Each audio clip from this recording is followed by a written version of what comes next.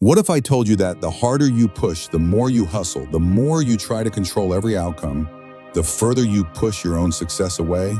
We've all been sold a lie by our modern hustle culture. The lie is that life is a simple equation. More force, more control, and more work will equal more success. So we create 5-year plans, schedule every minute of our day, and try to manage every possible variable, thinking we can force life to give us what we want. But this equation is broken, and it's the source of our frustration and burnout. Think of it like this. Imagine you're at this beach trying to hold a handful of sand. Your natural instinct is to squeeze your fist as tight as you can to keep it all in. But what happens? The tighter you squeeze, the faster the sand slips through your fingers until there's nothing left. This is exactly how most of us approach our goals, our relationships, and our lives. We try to control every little detail, and our desperate grip is the very thing that makes it all fall apart. The ancient Stoics, like the Roman Emperor Marcus Aurelius, understood this paradox perfectly. They taught that true power doesn't come from trying to control the uncontrollable.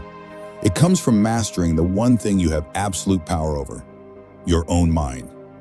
That feeling of exhaustion you have, that constant, low-grade anxiety, that is the feeling of squeezing the sand. It's the friction created by fighting against reality itself. The real path to achieving what you want isn't about giving up. It's about changing your grip. So for this first part, your only task is this. Just start to notice. Where in your life are you squeezing the sand too tight?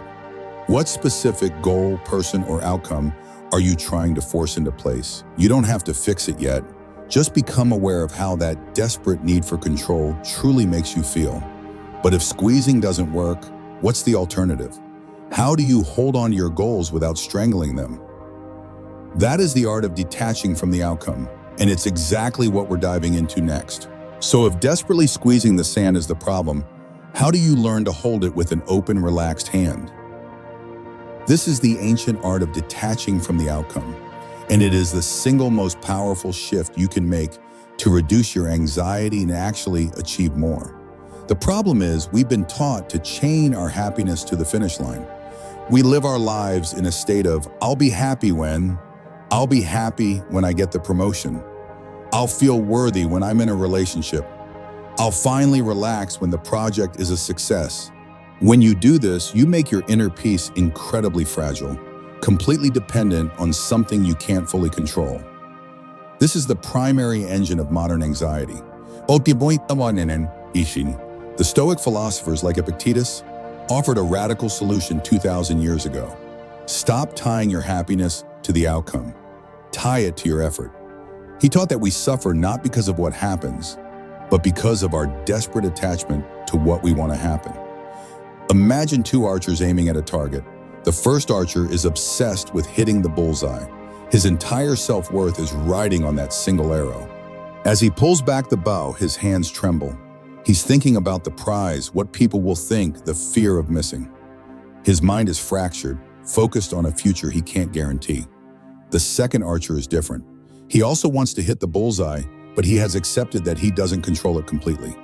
He knows that once the arrow leaves his bow, a sudden gust of wind, something outside his control, could alter its path. So he pours 100% of his focus into the things he can control: his posture, his calm breathing, the steady pull of the string, and the clean release. His mind is not on the target, it's on the perfection of his own actions. Who do you think shoots better over the long run? Who is more at peace regardless of the result? The master of the process, not the slave to the outcome. This applies to everything.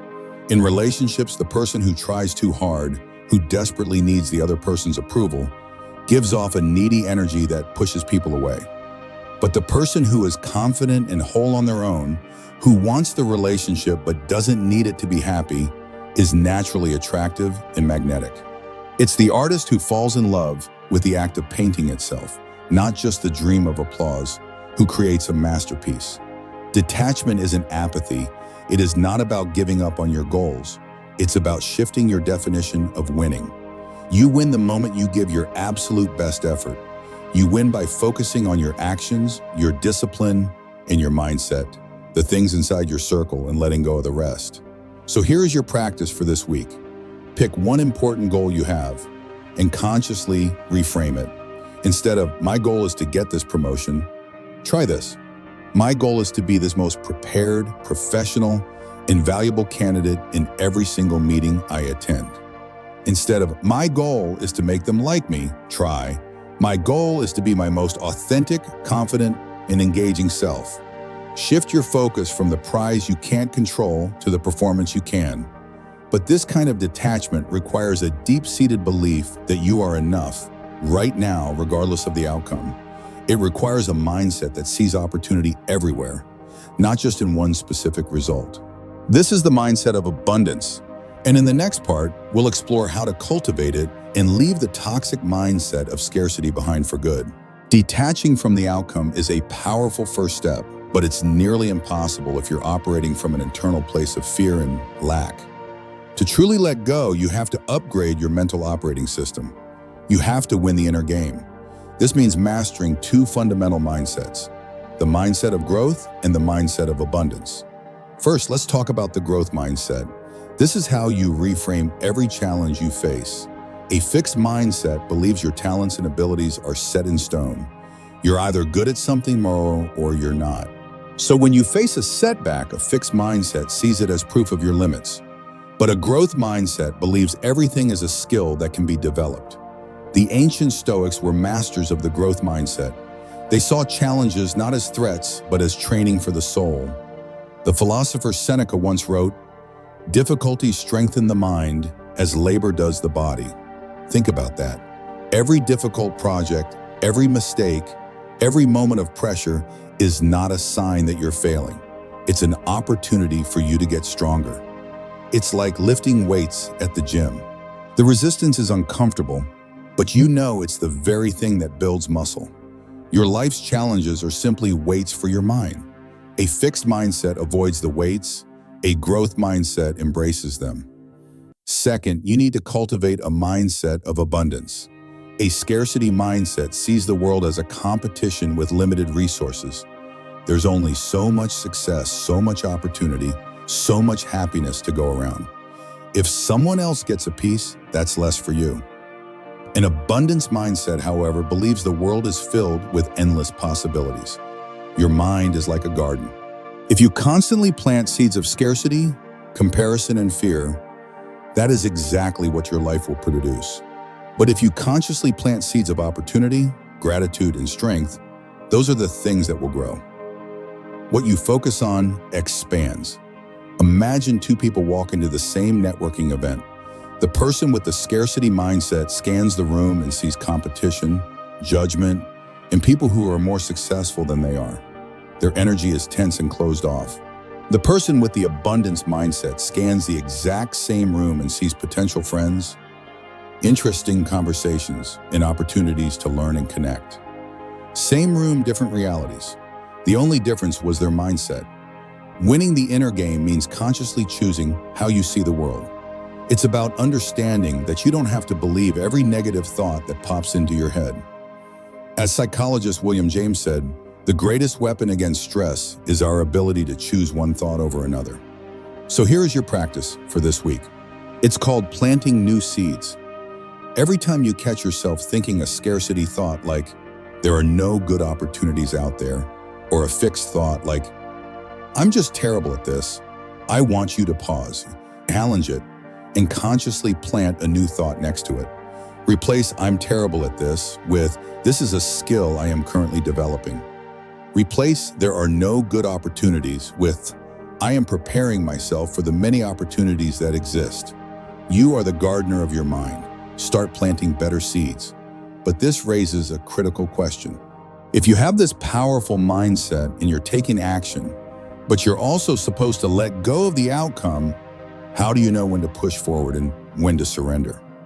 This is the great paradox of action, and it's one of the most confusing parts of this philosophy. In the next part, we're going to clear it up completely and give you a simple framework for knowing exactly when to push and when to let go. This is the question that trips everyone up. Am I supposed to work hard or am I supposed to let go? Am I the captain of my ship or a passive leaf in the wind? The Stoic answer is you are both.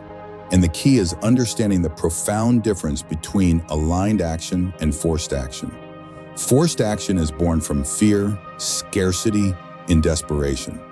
It's the frantic energy of, I have to make this happen, or else I'm a failure.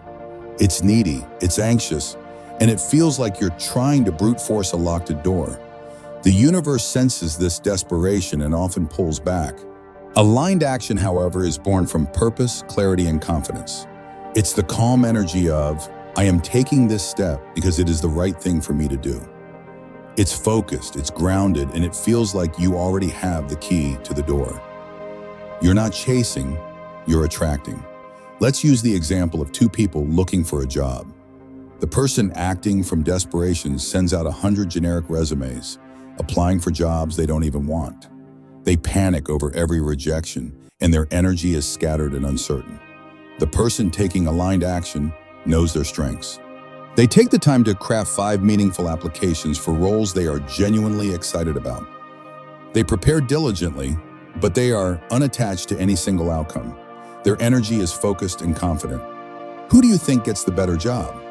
The one who forces or the one who flows? So how do you apply this?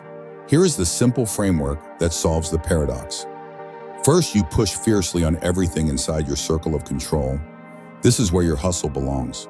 Push yourself to learn more, to practice your craft, to be more disciplined, to prepare more thoroughly.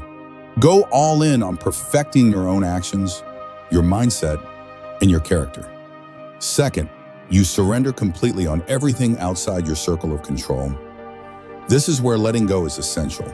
You must surrender the final outcome, the exact timing, and what other people will think. You do your absolute best, and then you release your attachment to the result. The Stoic path is not about being passive. It's about being incredibly active on the right things and incredibly serene about the wrong things. It's the art of acting with purpose and then trusting the process. So here is your practice for this week. Before you take on a significant task, pause and ask yourself one question. Am I doing this out of fear or out of purpose?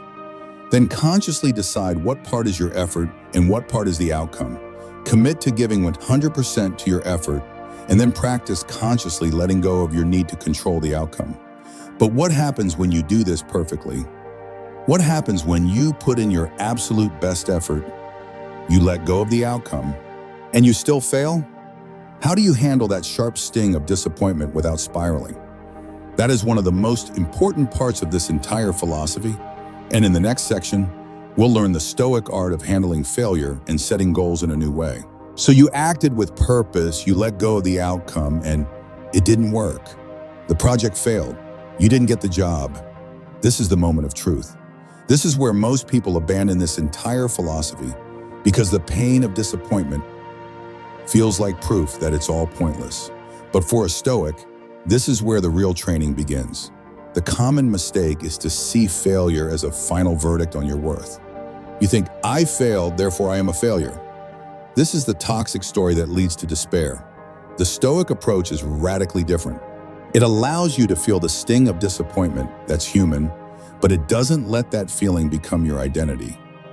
For a Stoic, failure isn't a verdict, it's simply data. It's feedback from reality. The question to ask is not, why did this happen to me? The question is, what can I learn from this, and what is my next wise move? This reframes every failure from a dead end into a redirection. Sometimes, as the source text suggests, detours lead to better destinations. This raises another question. How can you have ambitious goals if you're supposed to be detached from the outcome? The key is to have strong preferences, but loose attachments. You can prefer to win, prefer to get the promotion, prefer for the relationship to succeed. That preference is what drives your action. But you don't chain your self-worth and inner peace to that specific outcome. The Stoics had a specific mental tool for this. They would add a reserve clause to their intentions. Instead of saying, I will win this battle, they would say, I will win this battle if nothing outside my control prevents it. This small linguistic shift does something profound. It builds the practice of letting go directly into your goals. It allows you to aim for the bullseye with all your skill, while simultaneously acknowledging the existence of the win. The ultimate lesson here is not to avoid disappointment. It is to build a mind so resilient that disappointment cannot break you. It's about learning to trust the process, like a farmer planting a seed. The farmer prepares the soil, plants the seed, and waters it. After that, they don't dig up the seed every day to check on it. They trust that nature will do its part, knowing they can't force growth by yanking on the seedling. Maybe, as the source suggests, you're not getting what you want right now because you're still in the process of becoming the person who is ready for it. So here is your practice for this week. Take one of your biggest goals and rewrite it with the Stoic reserve clause. For example, I will launch my new business this year, fate permitting. Or, I will get into the best shape of my life if my body allows. Write it down. Feel the subtle shift in your energy as you acknowledge what you can and cannot control. This is the feeling of setting a goal with power, not anxiety. When you learn to set goals this way, and when you learn to see failure not as an end, but as data, you begin to experience a new kind of life. It's a life free from the heavy burden of needing everything to go exactly to plan. It's a life of purpose and trust. In our final part, we will explore what it feels like to live in this state, the state of the unconquerable soul. So what happens when this becomes your way of life? When you focus on your effort, detach from the outcome, see challenges as training and failures as feedback. What is the ultimate destination of this path? It's a profound shift in your entire experience. You stop chasing life and you start aligning with it. You stop forcing things and you start flowing with them. Before, you were trying to swim upstream against a powerful river, exhausting yourself with every stroke. Now you've learned to turn around and flow with the current. You are still swimming, you are still putting in effort, but the river is working with you, not against you. The moment you let go of the need to control everything, the paradox is that life starts to work in your favor. Opportunities appear, the right people show up. You move with a calm confidence that attracts success instead of a desperate energy that repels it. But the final mistake is to think this means your life will become perfect or free of problems. It won't. The river of life will always have rocks and rapids. The difference is you've become a stronger, more skillful swimmer. You've built an inner resilience that allows you to navigate challenges with grace and confidence instead of panic and fear. The ultimate goal isn't to control life, it's to master yourself so that life can't control you. So we've come to the end of our journey. We saw the lie of hustle culture. We learned to detach from outcomes, master our mindsets, push on what we can control, and surrender what we can't. We learned to set goals without anxiety and to see failure as a teacher. The ultimate lesson is this: true power isn't about bending the world to your will. Real power comes from within. It's about forging a mind so strong and a spirit so resilient that the chaos of the world cannot shake your inner peace. So my final question for you is this, and I'd love to see your answer in the comments. What is one area of your life where you are ready to stop forcing and start flowing? If this journey has resonated with you, hitting the like button helps others find this path. And if you want to continue exploring these ideas, make sure you subscribe so you don't miss what's next. Thank you for joining me. Take a deep breath, trust the process. And remember, you don't need to scramble for what's meant for you. Act with purpose and watch how life starts to align in your favor.